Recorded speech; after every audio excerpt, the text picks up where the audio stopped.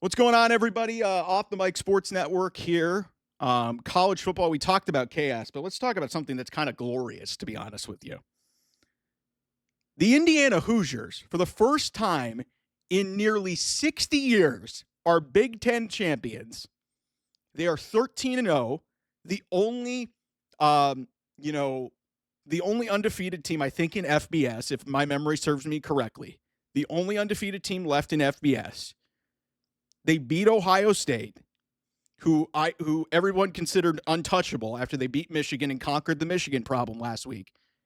They win the Big Ten. They're undefeated. They're going to be the number one team in college football in the playoff starting in a few weeks. And they'll have a bye, and they'll probably be playing in the Rose Bowl, I'm assuming. And that's where the number one team will go out of the Big Ten. This is one of the greatest stories in college football history, maybe in college sports and in sports history.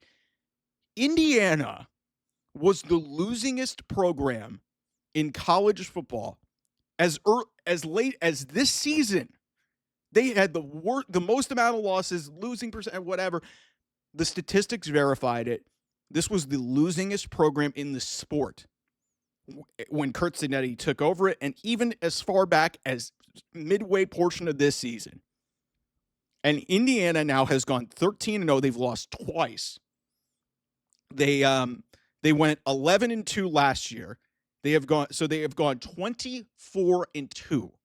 24-2 under Curt Cignetti, a guy who nobody really knew about. They knew he was the James Madison coach, did a really good job. He told everybody to Google him. All the guy has done is win. Like DJ Khaled said in his song, all he has done is win. And when this team has been doubted in multiple different facets, they go to Oregon earlier in the season, win on the road at Oregon by double digits. They win 13-10 in this game. They're going to have a Heisman Trophy winner in Fernando Mendoza, who's going to be the number one pick in the draft. And this team is going to be the number one team in college football. Indiana, a basketball school. Indiana is going to be the number one team and the only undefeated FBS school going into the college football playoff. Back-to-back years in the college football playoff. People were bitching and moaning about this team being in the playoff last year. All they've done, they beat Ohio State on a neutral field. They beat Oregon on the road. They beat Penn State when they played their worst game ever against a talented Penn State team and had got a game-winning drive with one of the most insane catches. This is, even if they're the number one team, it's a Cinderella. It's something out of a fucking movie. Like, they'll make a movie about this at some point. And I don't know who the fuck's going to play Curt Cignetti, or I don't know who the hell's going to play Fernando Mendoza and, Omar Cooper and Elijah Surratt and all these other guys, Mikhail Kamara and Aiden Fisher and all the, like, if you would have told me that in the first two iterations of the 12-team college football playoff, Indiana would be in both, and in one of those years they'd be undefeated in number one, I would have told you were batshit fucking insane. I said this when they beat Oregon. Curt Cignetti is the best coach in the sport. This is the best story, maybe in sports that we've seen in a long fucking time. Like I said, just think about like how ridiculous this is. They just beat Ohio State. The reigning national champions, who had won 16 consecutive games, I believe. And had just conquered their Michigan problem. Just beat them on a neutral field. 13-0. They're 24-2 since Curt Cignetti took over that program. I can't believe this. Like, and you guys know I'm an Ohio State fan. I can't even be mad about this. Like, this is unbelievable. I work with and people in the industry know Rhett Lewis. Rhett's a good man. He's a proud Indiana Hoosier. I'm happy for people like that. I'm happy for people who have ridden through this program and Indiana just being considered really a joke. Because, like I said, before this season, they were the losingest program in the history of college football. And now, last undefeated program in FBS, number one team, just beat Ohio State. They also beat Oregon. You can say whatever you want about Indiana. This is, like I said, this is one of the great stories you'll ever see in the sport. And it's really hard to root against this because Fernando Mendoza, guy, built like a modern quarterback, Really well-spoken, really intelligent, made some big throws. He's going to win the Heisman Trophy. You got Curt Cignetti, who nobody gave a fucking chance. Nobody knew who he was 2 years ago outside of people like in the industry knew he won stuff at James Madison and won at a bunch of other places and was on the staff with Nick Saban. But he was telling people to Google him at Big Ten Media Days. And people were looking around saying, man, how's this guy going to turn around Indiana? And look what he's done. It's amazing. It really is fucking amazing what has transpired in Bloomington. And I'm so happy for the Indiana fan base.